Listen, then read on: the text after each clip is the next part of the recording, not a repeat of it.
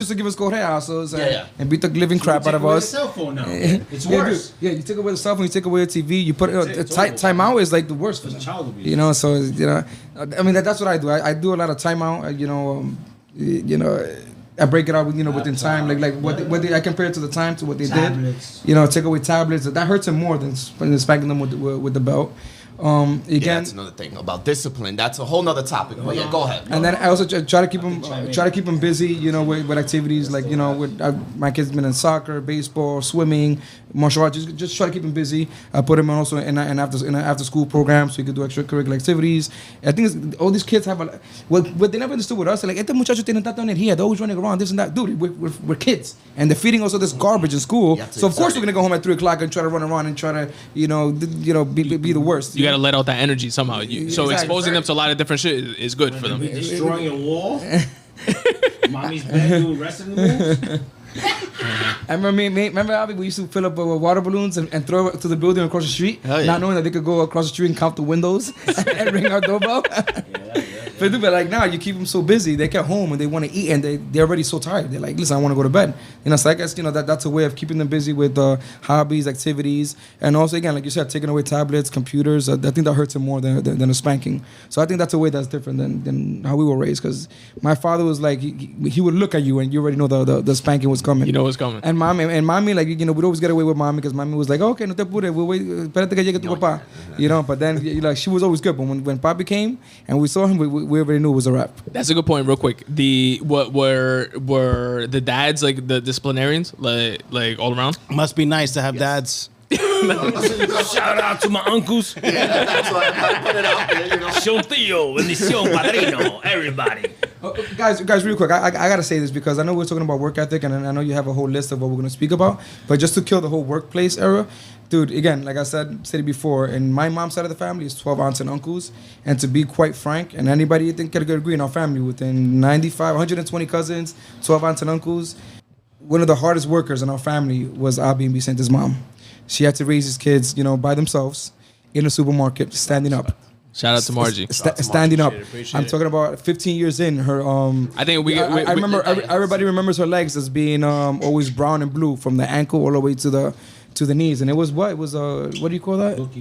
No, but what do you call the sickness that she had in her legs? The varicose. Varicose veins. The varicose veins, dude. Like nobody did that. Like, we're very old school in our family where mostly all the husbands worked. The guys that didn't want to work, because it's 7 girls and 5 guys. A couple of them got deported and a couple of them were... All right, we're getting off topic. Let's do this. I want to do a shout out to Margie off of what Steven said. Round of applause here. Salud. It was her birthday yesterday. But yeah, shouts to her. She really literally raised her kids by herself. From like I think Vicente was 8 years old. Yeah, Abu was like 6, and raised them all by themselves. While all the aunts were just being taken care of their husbands. Strong females. And talking about hard work. Now we can leave that topic. All right, and later on we'll show you exactly how she raised us. Just to chime in, Stephen had cut me off earlier when I was talking about my uncle, my aunt. But her husband is Virgilio. We call him uncle because you know how it is. It's a Dominican thing, right? Yeah. If your aunt's married to Tony tío mío. Yeah. Because you're raised that way. Oh shit, you got. It's uncle by marriage, pero es tu tío. Whatever. Son tía, Uh-huh. So anyway, he had bought a house in the early 70s for like $15K, I think, 8 family, and he could have gotten into other ones on the same block for way cheaper than that. But they were scared because it was Vietnam. And again, it comes to like maybe that mentality that at the time that we have like so negative. And to touch base on that, the same thing that they say, boys don't cry. They try to suppress that. Like, nah, man, I cry all the time in front of my kids. And I'll tell them, listen, it's okay. And my kids are like, Dad, you okay? I'm like, yeah. Why are you crying? I'm like, because I'm thinking about mom. Well, I just watched Titanic. Word. Whatever, But and that goes back to what Lionel was saying before, like something different between our generation. It's okay, boys cry. There's nothing wrong. Yeah, but back then that's taboo. I know, muchachos no lloran. Mire, coño. Wipe it off. You're bleeding like, I don't feel my knee. Con agua y limón, sal, whatever, that's it, vaporú. Dad, I'm walking this way. Why is my leg going backwards? Exactly. And sadly, like, I think that's why a lot of people, again, I don't want to say minority, black, yellow, purple, whatever, of Latino heritage, I would say, just say non-whites. To say non-white is that a lot of men are scared to go to doctors because they're like, oh no, he might find something. They raise you like, oh no, tú vas a un doctor, es como un mecánico. Tú vas para que cambie el aceite y te hallen los frenos malos, que la transmisión, que la vaina. So that's a lot of men are hesitant. Eso es para cobrarle de seguro. Yeah, es un racket que tienen. So, you know, I'm just trying to, like Steven and Lionel, we're trying to break the cycle. I'm trying to teach him, listen, man, it's okay to cry. Absolutely. To my son, especially, I have 2 girls and a son. It's okay, man, you're normal. And it's okay to go to therapy once in a while, man. Listen, I don't care who you are, either the president, working in Uber, working in McDonald's. Everybody needs therapy at one point in their life. Absolutely. Ain't nobody's perfect. I think we should all see a psychologist. There's nothing crazy about seeing a psychologist. But that's a taboo thing in the Latino, let's say, community. I know, I know. Steven está loco porque fue a ver un terapista. Vicente está loco. Javi está loco. No. Yeah, absolutely, and more so in like you were saying, like minority cultures, black, Hispanic. Not minority, sir. We're not minority. it's like a taboo to speak about therapy, speak about even like mental health related things like writing, free writing, which I'm definitely a proponent of, that I speak about a lot here on the Spun Today podcast, meditation and stuff like that. That's within the realm of like mental health. Like that's definitely something that's very important, and it's important for us to impart that like on our kids, because it's something that we have the privilege to learn about because of the shit that like our parents couldn't even focus on stuff like that. Like they had to worry about putting food on the table and like the necessary shit. Honestly, if you ask me, back then in 60s or 50s in DR, what do you think was therapy for them? Oh, go to the farm with a machete for the boys. The girls like, oh, whatever. And let's say that didn't exist, it was alcohol. Either alcohol or knee deep in church. Because you didn't know how to deal with it. Yeah, you got to like numb your anxiety about this. How do I do with this? Okay, let me go to church for 24 hours. You like numb yourself, or you go to church, or rely on like something like that. Exactly. But now we have different channels to go. But this is what I find funny. My brother over here, he just said that, and it's true. I've been so speaking about someone who's been to therapy. I'm not ashamed to say that I've been to therapy and stuff like that. But now that I have a son, he's 4 months old, right? So in his 3rd month checkup, he got a shot. And what do babies do? They cry. So he started crying, and I was like, yo, man up. I swear to God.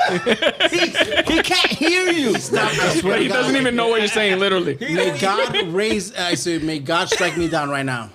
He stopped crying within 7 seconds. Now he's the checkup for the 4th month. And I was like, yo, don't you remember what happened last time? Don't you dare cry.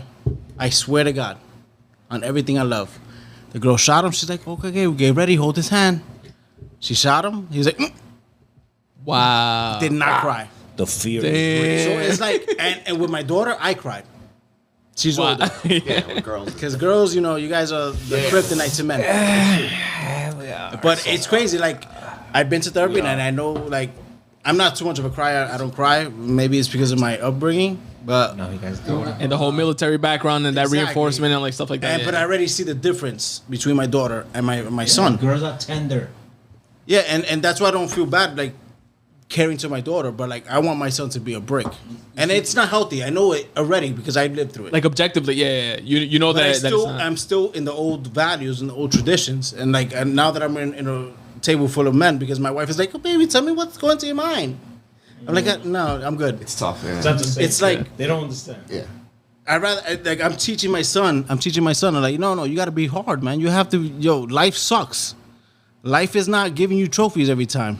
You either work for it or you don't, and you lose. Because you win or lose. Because again, going back to the whole balance thing, it's important to, in my opinion, to make sure that you're not like being overly hard on them, but at the same time not overly protecting them, because then they're gonna go on in the world and get their asses kicked. You don't want that for your kid. You know what I mean? Shout out to my grandfather from my father's side. He always used to say, "Listen, don't be in a rush to grow up. That shit's a trap."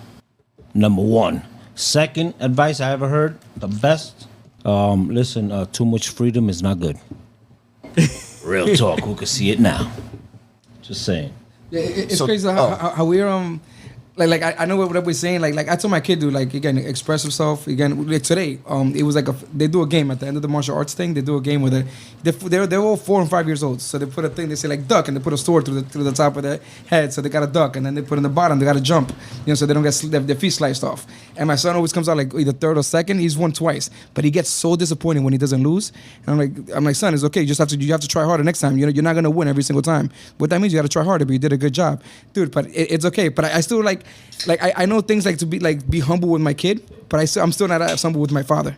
Like right now, like I could be like, papi, a mí me dieron 3 tiros, yo fui a la guerra, can I see some help? Or, no, muchacho, like this, like I'm still afraid, like even showing him a tattoo or asking for help with my dad, but with my son, I'm the more mature way. You know what I mean? Yeah, absolutely. So it's like I still show respect to my father, but I'm still doing the transition. So we're at the same time with my son. We're basically opposite because. Like I'm very strict with my son, and he's 4 months old, by the way. Literally cannot speak or understand that word that Abby is saying. But dude, I don't want to let him cry. And like I can subconsciously see what I'm doing, and I'm like, this is not right. Like I know I'm gonna build a brick wall. And it's important for you to recognize that, in my opinion, again. That's huge that you recognize it. It's important to recognize that that's a huge win, but then taking the step to like adjust that accordingly. You know what I mean? Like even if you yourself see that, yo, this is not good, because long term it might, it's going to create like that break type of relationship between us. So maybe I gotta adjust this a little bit. You know what I mean? Yeah, I don't want to like 20 girls come to my house like he just doesn't open up. Yeah.